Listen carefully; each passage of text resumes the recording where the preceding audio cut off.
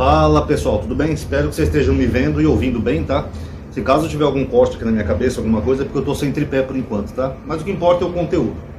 Pessoal, esse vídeo aqui vai ser um pouco repeteco, porque eu já falei desse tema anos atrás. Inclusive ontem um amigo me pediu um vídeo sobre isso no WhatsApp e eu não encontrei. É porque como o canal já tem alguns anos, ele tem muitos vídeos. Acho que tem quase 3 mil vídeos esse canal. Alguns vídeos somem, alguns saem do YouTube, eu não sei porquê. Alguns eu não lembro o título que eu tinha colocado anos atrás, então às vezes eu não acho o vídeo. E como tem vindo gente nova no canal, então é bom que eu dou uma renovada e trago de novo esse tema, tá? Quem já viu não precisa ver, e quem quiser ver, fique à vontade, tá bom? Aproveita e já dê um like aí no canal, tá? Que o YouTube tá meio bugado, é só com engajamento que a gente consegue quebrar esse bug e aumentar o alcance dos vídeos, tá bom? Então vamos lá, pessoal. Ultimamente tem sido recorrente nos comentários, né, sobre demônios. Só passar a sirene, que é de praxe. Sempre quando eu vou gravar vídeo chamo a polícia. Então vamos lá. Demônios. É até estranho, né, você ter que conversar com pessoas adultas que acreditam em demônios, né? Eu não sei como é que uma religião consegue perdurar tanto misticismo durante tanto tempo. Eu acho que no século XXI que nós estamos, com tecnologia, tanta coisa que nós temos, a humanidade já estaria mais racional e avançada, né? Mas infelizmente ainda tem milhares de pessoas adultas por causa da questão religiosa que acreditam em demônios. Então vamos lá.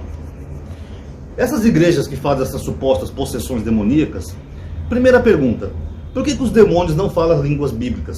Porque segundo a Bíblia, os demônios interagiam com Jesus. Quem és tu, Nazareno, que vieste nos atormentar antes do tempo, não sei o quê. Só que na época de Jesus se falava o aramaico e também tinha o hebraico, que é a língua dos judeus. Mas o aramaico era mais falado. Então por que nenhum desses demônios de igrejas fala a linguagem bíblica? Miatá, atá, não sei o quê. Por que nenhum deles fala a linguagem bíblica? Tanto que o padre Quevedo, uma vez, quando ele tinha um rapaz na época chamado Lúcifer, né, que ele dizia que era o próprio Lúcifer, o padre Quevedo falou algumas palavras em aramaico com ele, ele não entendeu nada, porque é a língua lá de Jesus. Então, se são demônios os mesmos da época de Jesus, por que todos eles falam português perfeito e carregando até sotaques e dialetos da região que a pessoa é? Como, por exemplo, se a pessoa é do Nordeste, o demônio vai ter um sotaque nordestino. Se é do Rio Grande do Sul, vai ter um sotaque gaúcho, e assim por diante. Tá chovendo aí? Aqui tá chovendo aí? A maior prova disso é a África. Na África tem igrejas que foram para lá, essas igrejas pentecostais, e os demônios que baixam lá na África falam aquele português africano que é mais parecido com o português de Portugal. Ai Jesus, o que estou a fazer aqui? Eu estava lá no inferno. Como é que o diabo aprendeu o português tão bem assim, prefeito? Os demônios, né, no caso.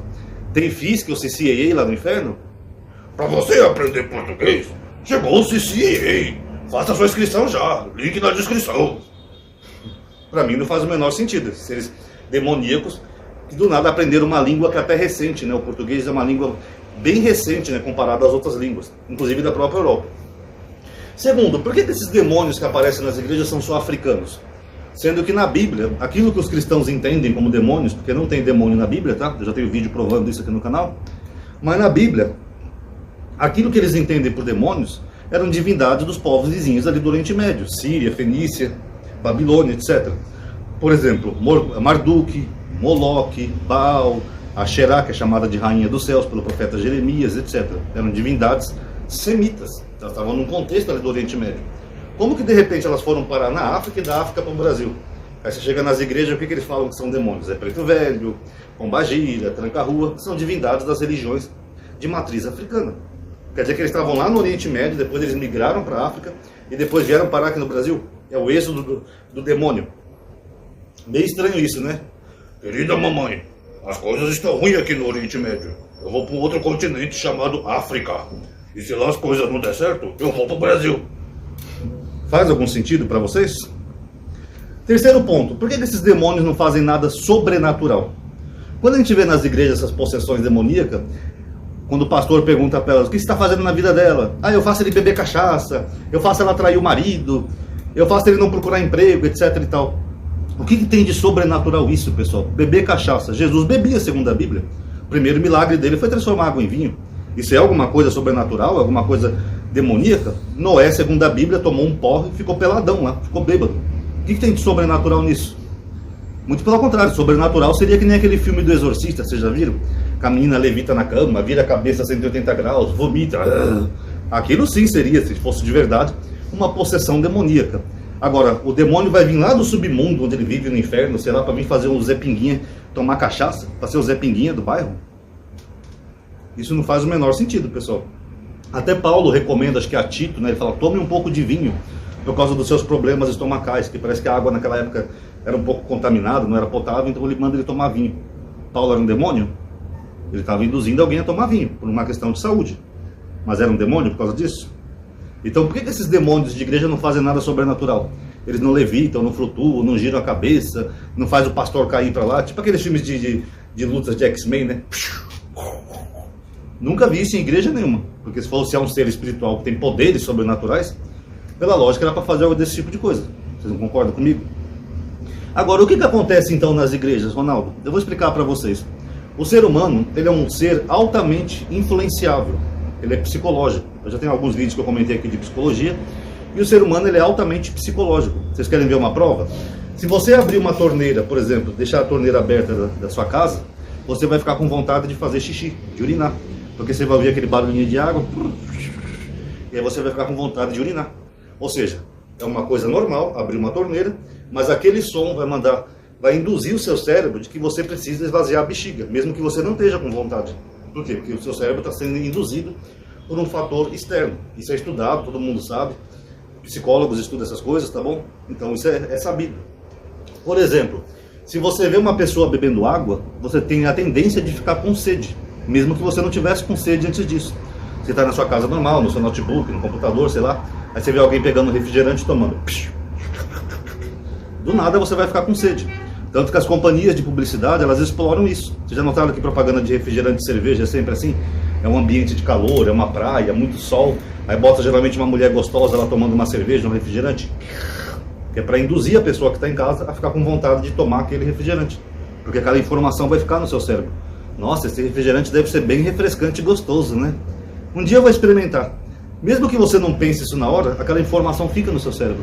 Um dia você vai no mercado fazer compra, você vê por acaso aquele refrigerante, você fica com vontade de tomar. Vocês nunca observaram, por exemplo, que em jogos de futebol fica sempre aquelas placas de Coca-Cola em volta do estádio, ou de alguma cerveja famosa, ou de alguma bebida? É para a pessoa que está ali vendo, ela está sendo bombardeada por aquela informação. Não é uma informação direta, mas ela está ali. Então aquilo fica no cérebro da pessoa. Depois que a pessoa vê o jogo, a pessoa fica com uma vontade de tomar uma Coca-Cola. O nome disso é publicidade, é propaganda, é marketing. Então exatamente o ser humano é assim. O ser humano ele é altamente influenciável. E o que acontece? Imagina que você é um cara que você está numa fase difícil. Acontece com todo mundo, tá? Quer seja o crente, o ateu, um bandista, todo mundo às vezes tem fases difíceis. Eu tive a minha em 2022, tá? Imagina se tem uma fase difícil. Você está desempregado, sua mulher largou você porque está desempregado, você começa a beber porque você não sabe o que você vai fazer para resolver os problemas, suas contas estão atrasadas, começa a cortar sua água, sua luz, você está todo fudido, perdão a palavra, tá? Você está no fundo do poço. Aí você está andando na rua, você vê uma igreja evangélica. Lá tem uma placa assim: traga seus problemas aqui que Jesus vai resolver. Desempregado, brigas familiares, sem dinheiro, endividado. Jesus é a solução. Aí você fica curioso, né? O que será que é isso? Talvez seja uma coisa boa, posso experimentar, né? Mal não vai fazer. Aí o camarada entra na igreja. Quando ele entra na igreja, o pastor começa a fazer aquele ritual que parece um terreiro gospel, né? Eu invoco agora a pombagira, o Exu, o tranca-rua, manifesta agora em nome do Senhor Jesus. Aquela gritaria toda histérica, né? Isso aí, inclusive, também é um tipo de histeria coletiva, tá? Eu já tenho um vídeo sobre isso aqui no canal. Então, inconscientemente, você também está sendo bombardeado por aquela informação, que nem a torneira aberta, ou que nem a pessoa bebendo água, que eu falei para vocês. Você começa a ser bombardeado por aquela informação de que tem demônios, e demônios estão atrapalhando sua vida. Por isso que você não prospera, por isso que você perdeu o emprego, a mulher perdeu tudo. Aí, inconscientemente, você acaba absorvendo aquilo. Então, você vendo todas aquelas pessoas recebendo supostos demônios, você começa inconscientemente a acreditar que você também tem um demônio que está atrasando sua vida. Por isso que nada dá certo para você. E aí você entra naquilo que é chamado um transe religioso. Você entra num transe e aí você pensa que está recebendo alguma divindade. Mas na verdade não. É só você que está passando ali por um transe religioso. Tanto é verdade que tinha um hipnólogo aqui no YouTube, eu não vou lembrar o nome dele, não sei se era Carreira ou Cabreira. Vocês sabem que eu sou ruim para nome, né? Mas ele, uma vez ele foi no podcast. Não, primeiro, no canal dele ele já mostrava exatamente o que os pastores faziam. Com os alunos dele, da sala de aula dele de hipnose, que ele tinha um curso, ele conseguia fazer exatamente igual os pastores fazem, mas com os alunos dele. Só que um detalhe, ele não é religioso, não é nem cristão, não é nada. Mas ele fazia exatamente igual. Ele fazia a pessoa entrar num transe religioso e acreditar que tinha algum demônio. Tanto que algumas coisas que os pastores usam como técnicas são as mesmas usadas pela hipnose, como por exemplo colocar a mão aqui na cabeça. Isso aqui é chamado de toque de Charcot na hipnose. Vocês podem pesquisar aí no Google. Aí dá o toque de Charcot, você está pegando num ponto que vai conseguir induzir a pessoa. O fato do pastor invocar aqueles demônios, eles não se manifestarem espontaneamente, é porque o pastor que está induzindo a pessoa a manifestar um demônio. Manifesta agora, o tranca-rua, o capiroto. Porque não é uma coisa voluntária, a pessoa está sendo induzida pela voz do pastor a manifestar uma suposta entidade. Tá? E ele falou uma vez no podcast que pastores já fizeram um curso com ele, e ele geralmente ele não gosta de dar curso para pastor, tá? Quando é pastor ele se nega a dar curso, porque ele sabe que os pastores usam essas técnicas nas igrejas. Quer dizer que todo pastor evangélico faz isso? Não, de maneira nenhuma, só para deixar claro. Eu quero dizer que alguns pastores aprendem essas técnicas para induzir o fiel a acreditar que ele está sendo possuído por um ser espiritual para poder depois ganhar dinheiro. Agora, os pastores que não fazem curso, não sabem nada disso, nem procuram hipnólogos, nem nada, às vezes eles fazem sem querer, sabe? Pelo ver o outro pastor fazer. Vocês já notaram, por exemplo, que na Igreja Universal os pastores falam tudo igual, até o tom de voz é parecido? Irmãos, agora, irmãos, nós vamos fazer um negócio para libertar a sua vida, irmãos. Você quer ser liberto? Até o tom de voz é parecido. Porque um olha o outro fazendo, o outro olha o outro fazendo. Então eles vão gerando um padrão mesmo, meio que sem querer. Então tem pastor que faz isso, induzindo o fiel a um transe religioso, sem saber. Ele pensa que é algo espiritual. Ele pensa até que ele tem o poder de Jesus, como se Jesus tivesse dado, sei lá, o anel do Ben 10 para ele. Consegui fazer o demônio aparecer, pessoal. Mas na verdade é porque como ele está imitando outros pastores, que ali é praticamente um padrão, na verdade ele não sabe que aquilo é algo psicológico. Então a maioria dos pastores talvez nem saibam disso. Mas alguns sabem, alguns fazem até curso para melhorar, curso de hipnose. E no final, tudo não passa de uma indução. Aquilo que aquele pastor Marcos Pereira fazia, de passar o paletó e fazer as pessoas cair, também aquilo ali é hipnose, é indução. Isso aí é muito comum.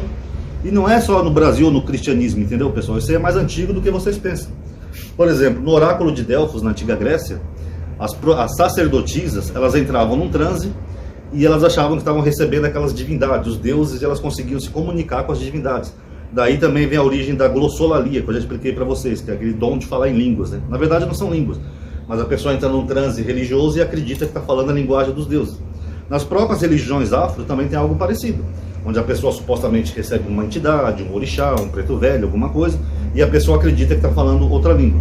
Só para deixar claro, que sempre gera confusão esse tema aqui no canal, existe a linguagem chamada Yorubá, tá? Não estou dizendo que a linguagem não existe, ela existe. Mas nem todo mundo consegue falar. Às vezes a pessoa pensa que está falando e não está falando. Vai teria que ter um linguista ou um nativo da língua para poder ver o que é verdade e o que não é verdade, tá? Só para deixar claro. Mas o que eu quero dizer com isso é que isso aí tudo é psicológico. Entendeu? Isso é muito, muito, muito comum em vários ambientes. Tanto que já foram feitos experimentos psicológicos que provaram que você pode alterar o comportamento humano através de indução. Por exemplo, uma vez que eu falei de demônios aqui no canal, um seguidor falou assim: não, porque eu vi meu vizinho uma vez ficou endemoniado, ele bateu em todo mundo, nem a polícia conseguia segurar ele, entendeu? Quase que mataram ele porque ele ficou com uma força demoníaca. Vocês já ouviram falar de camisa de força? Vocês sabem o que é camisa de força? Camisa de força é uma camisa bem forte, que é colocada assim com as mãos para trás, para prender pessoas malucas. Porque a psiquiatria já sabe que uma pessoa no estado alterado de consciência, ela desenvolve uma força física maior do que o normal. Isso não tem nada de sobrenatural nem de espiritual, é a própria psiquiatria do ser humano. Eu já contei alguns casos aqui nesse vídeo que eu não achei, que nem uma vez no Rio de Janeiro, o Fantástico mostrou uma reportagem interessante, que tinha um garotinho com um triciclo andando em frente ao prédio dele, um prédio no Rio de Janeiro.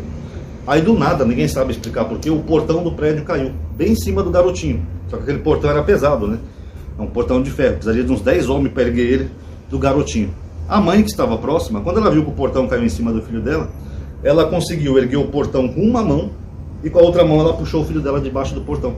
Sendo que no estado normal, essa mãe jamais conseguiria fazer isso. É uma mãe que eu acho que precisa de ajuda de um homem até para abrir um pote de vidro. Mas como ela estava no estado de consciência alterado, ela conseguiu salvar o filho dela. Outro exemplo que eu já contei aqui também.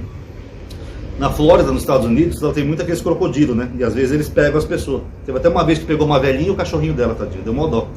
Dá vontade até de chorar quando a gente vê a notícia. Mas enfim. Os brasileiros foram passear lá em Miami, né, na Flórida, e eles estavam com o filho deles. O filho dele caiu lá no lago, ou foi mordido por um jack crocodilo, não sei bem qual foi a situação, mas o fato é que o crocodilo pegou o filho deles. O pai entrou no lago, abriu a boca do crocodilo com a mão, sendo que a força do crocodilo é na mandíbula dele. Ele tem aquela bocona justamente para pegar a presa e matar a presa. Mas o pai abriu a boca do crocodilo com as próprias mãos, a mãe também pulou no lago e tirou o filho de dentro da boca do crocodilo. Você vê ali, o pai e a mãe estavam no estado de consciência alterada. Então eles fizeram algo sobre-humano, que eles jamais fariam normalmente, para salvar a vida do próprio filho. Se fosse normalmente, acho que eles nem entrariam no lago que tivesse um crocodilo. Então o ser humano tem essa capacidade toda, que até então é estudada, psiquiatria, parapsicologia, etc. Tal, que eles estudam esses fenômenos.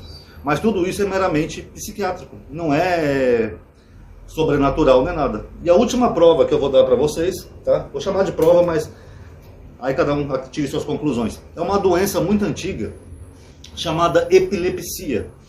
A epilepsia é uma doença, ela pode ter mais de uma causa, tá? Que eu já estudei sobre ela. Pode ser uma batida que causa um trauma aqui no cerebelo. O cerebelo é uma parte aqui da nuca, tá? Pode ser emocional, pode ser biológica, enfim. Ela tem mais de uma causa, a epilepsia. Mas a epilepsia é uma doença que quando a pessoa tem um ataque epilético, a pessoa fica parecendo que tem uma possessão demoníaca. A pessoa desmaia, vira as mãos, a pessoa começa a babar e tentar morder a própria língua. Tanto que eles falam para não colocar objetos duros na boca do epilético, porque ele pode quebrar os dentes, como colher, por exemplo. Não pode. Mas a pessoa tem que tentar deixar a boca do epilético aberta, porque senão ele pode sufocar ou morder a própria língua e se machucar. Dependendo do caso, é claro.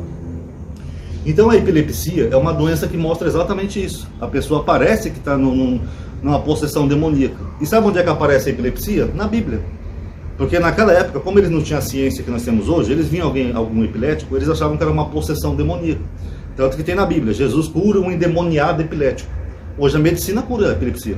Eu não vou dizer que cura 100%, né? Porque parece que ela não tem cura ainda, mas os remédios conseguem controlar o epilético, evitar que ele tenha esses ataques. Mas vocês viram como no mundo antigo eles não tinham conhecimento científico, eles achavam que era uma possessão demoníaca? Hoje nós sabemos, o médico vai lá, passa um remédio forte para o epilético, ele toma regularmente, controlado, e ele controla e evita de ter tantos ataques epiléticos. Então você vê, eu posso dizer que a ciência venceu o demônio? Não, é porque não eram demônios. Era só uma doença que na época eles não tinham ciência o bastante para compreender que doença era essa. E é o mesmo que acontece hoje em dia nas igrejas.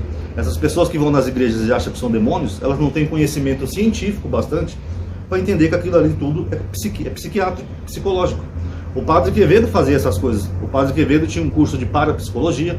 Ele tinha até um centro aqui no interior de São Paulo, né? Eu não vou lembrar o nome, mas era centro de parapsicologia, não sei o quê. E ele fazia tudo isso.